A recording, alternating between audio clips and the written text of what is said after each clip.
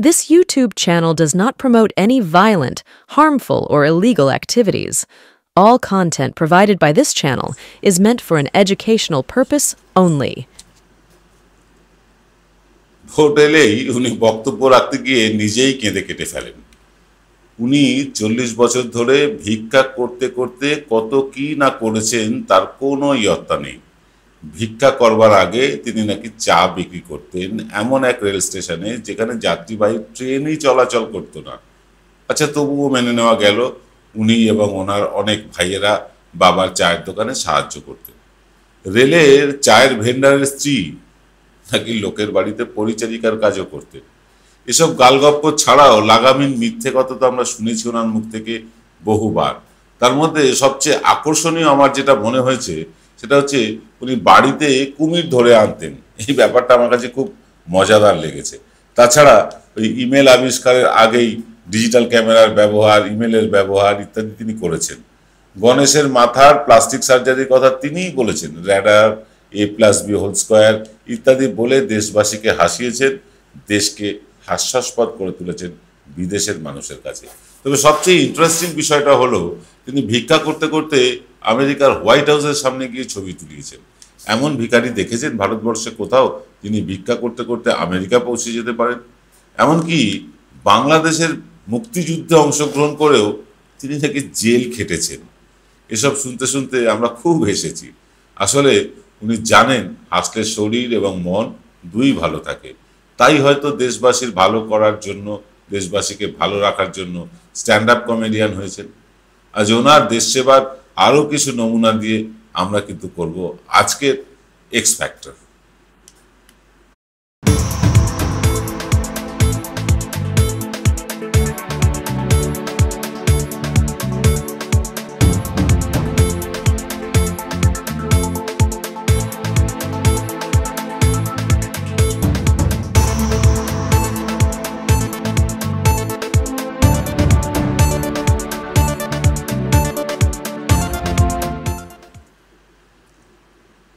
নমস্কার, আদাব। আমি আপনাদের প্রবীর বিশ্বাস। আপনারা দেখতে শুরু করেছেন প্রত্যেক দিনের অভ্যেস মতো বিশ্বজোড়া বাঙালির আওয়াজ এনকে ডিজিটালের অনুষ্ঠান এক্স ফ্যাক্টর। আজকের এক্স ফ্যাক্টরে আমরা কাকে নিয়ে কথা বলছি আপনি বুঝতেই পারছেন। নতুন করে তার পরিচয় দেওয়ার দরকার নেই। নিজেকে যিনি বিশ্বগুরু বলেন, বিশ্বগুরু বলে প্রচার করেন, নিজের নামে স্টেডিয়াম বানিয়ে ফেলেন ইত্যাদি ইত্যাদি, নিজের প্রচার পাওয়ার জন্য, নিজেকে আরও বড় করে তোলার জন্য, লার্জার দ্যান লাইফ ইমেজের জন্য তিনি সব পারেন, সব করতে পারেন। একদিকে যেমন বিরোধীদের নিকেশ করছেন, একের পর এক জেলে পাঠিয়ে দিচ্ছেন, অন্যদিকে যারা তার দলে ভিড়ছেন তাদেরকে তিনি কাউকে উপমুখ্যমন্ত্রী, কাউকে মুখ্যমন্ত্রী, আবার কাউকে বিরোধী দলনেতাও করে দিচ্ছেন। এই রকম একজন স্ট্যান্ড আপ কমেডিয়ান আমাদের দেশে আছে। খারাপ লাগে বলতে, জানেন তো, দেশের এমন একজন মানুষকে নিয়ে কথা বলছি যাকে স্ট্যান্ড আপ কমেডিয়ান বলতে হচ্ছে। খারাপ তো লাগেই। ওনার শেষতম সংযোজন, উনি নাকি মা বাবার যৌন মিলনের ফলে জন্মগ্রহণ করেননি, উনি পরমাত্মার দ্বারা সৃষ্ট পুরুষ। এই কথা শুনে স্বর্গেও বোধহয় হাসির জোল পড়ে গিয়েছে।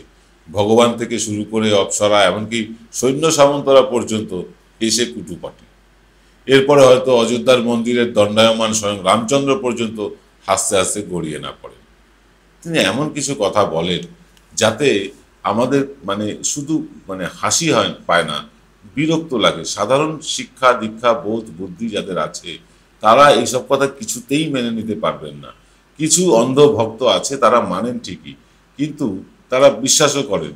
তাদের বিশ্বাসকে কিভাবে তিনি পদদলিত করছেন এটা তিনি বুঝতে পারছেন না। একজন অসহায় মানুষ বা একজন নিপীড়িত মানুষ, একজন কম শিক্ষিত মানুষ, একজন কিছু না জানা মানুষকে তিনি এইরকম দিনের পর দিন ভাঁওতাবাজি দিয়ে ভুল বুঝিয়ে যাচ্ছেন। এটা তিনি শুধু অন্যায় করছেন না, প্রতিদিন পাপ জমা হচ্ছে। ভাবুন, তিনি মানুষের সৃষ্ট কোনো মানুষ নন, তিনি পরমাত্মার সৃষ্ট। তিনি ডিজিটাল ক্যামেরা আবিষ্কারের আগেই ডিজিটাল ক্যামেরা ব্যবহার করেন, ইমেল ভারতে আসার আগেই ইমেল করেন। যিনি ভিক্ষা করতে করতে বাংলাদেশের মুক্তিযুদ্ধ করেন, যিনি ভিক্ষা করতে করতে আমেরিকার হোয়াইট হাউসের সামনে দাঁড়িয়ে ছবি তুলতে পারেন, এই রকম একজন চরম মিথ্যেবাদী, তার কথা বলতে খারাপই লাগছে আজকে ভোটের মুখে। এতদিন তিনি সাংবাদিক সম্মেলন করেননি, ভোট আসতেই তামাম গদি চ্যানেলের অ্যাঙ্কারদেরকে ডেকে ডেকে সাক্ষাৎকার লেলো বলে ঢালাও সাক্ষাৎকার দিচ্ছেন। এরকমই একটি সাক্ষাৎকারে তিনি বলে বসলেন, মহাত্মা গান্ধীকে সারা পৃথিবীর লোক চিনেছে গান্ধী সিনেমা রিলিজের পর। আচ্ছা, এখনো কি মিরাক্কেল বা কপিল শর্মার শো হয় টিভিতে, নাকি সেই অভাব পূরণ করতে স্বয়ং প্রধানমন্ত্রী অবতীর্ণ হয়েছে? আমরা একটু এই গান্ধী নিয়ে মার্জনা করবেন, নরেন্দ্র মোদীর বক্তব্য, তার প্রেক্ষিতে কয়েকটা তথ্য আপনাদেরকে দেব।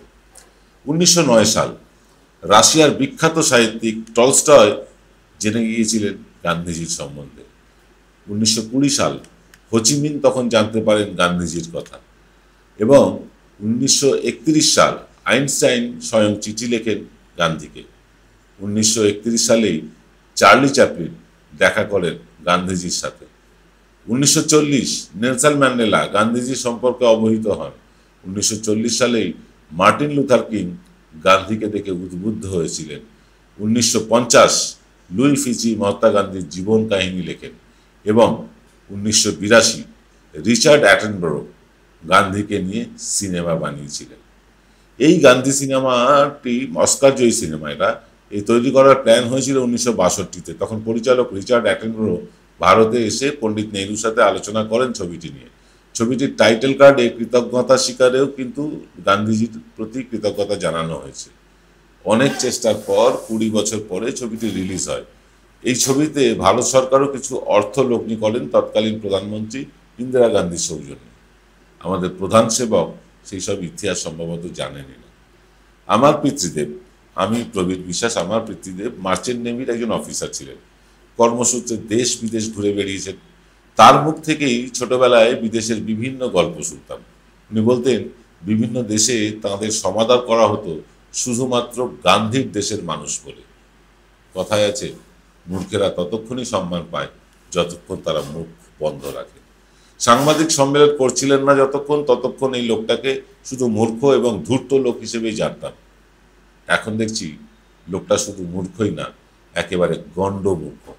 যার একটা কাউন্সিলর হওয়ার পর্যন্ত যোগ্যতা নেই, সে এখন কপাল জোরে দেশের 10-10টা বছর ধরে প্রধানমন্ত্রী হয়ে আছে। এর চেয়ে বড় দুর্ভাগ্য দেশবাসীর কাছে কিছু কি হতে পারে? আজকের অনুষ্ঠান দীর্ঘায়িত করব না, আপনারা কমেন্ট করে জানান আমাদের। আর আজকের অনুষ্ঠান খুব তাড়াতাড়ি শেষ করতে হচ্ছে, কারণ আমাদের প্রচুর কাজ আছে রাতের অনুষ্ঠানের জন্য। রাতে বিশেষ কিছু তথ্য দেব আপনাদেরকে, যা শুনলে আপনারাও চমকে যাবেন। তাই আজকের অনুষ্ঠান তাড়াতাড়ি শেষ করে দিচ্ছি। সকলে ভালো থাকবেন। নমস্কার। জয়গুরু রত্নভান্ডার জ্যোতিষ সেবা। এখানে গোল্ড মেডেলিস্ট জ্যোতিষী বসেন। হাই কোয়ালিটির আসল গ্রহরত্ন সবচেয়ে কম দামে এখানে পাওয়া যায়। স্থান বেলঘড়িয়া রানী পার্ক, বটতলা, 2 নম্বর রেলগেটের নিকটে। 9681345722 এবং 9007778922। আকাশগঙ্গা ক্যাটারার আপনার বাড়ির যে কোনো অনুষ্ঠান, বিবাহ, অন্নপ্রাশন, অফিস পার্টি, বিবাহ বার্ষিকীর অতিথি আপ্যায়নের বিশ্বস্ত প্রতিষ্ঠান আকাশগঙ্গা ক্যাটারার। আমাদের ফোন নাম্বার হলো 8240033987।